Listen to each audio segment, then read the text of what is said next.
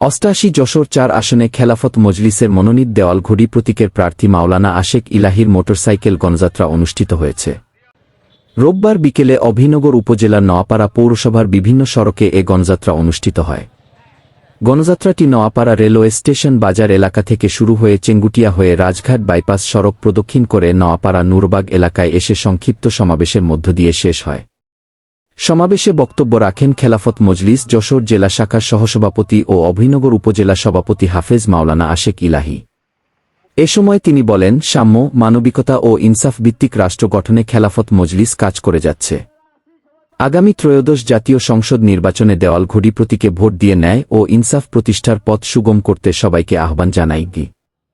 এ সময় উপস্থিত ছিলেন খেলাফত মজলিসের খুলনা মহানগর শাখার সভাপতি FM হারুন অর রশিদ, সাধারণ সম্পাদক অ্যাডভোকেট শহীদুল ইসলাম, যশোর নগর শাখার প্রচার সম্পাদক জামির হোসেন, নোয়াপাড়া পৌর শাখার নেতা তরিকুল ইসলাম, বিশিষ্ট ব্যবসায়ী মুফতি শফিকুল ইসলাম, মোহাম্মদ মেহেদী হাসান, মাওলানা আবুল কাশেম সহ অন্যান্য নেতাকর্মীরা।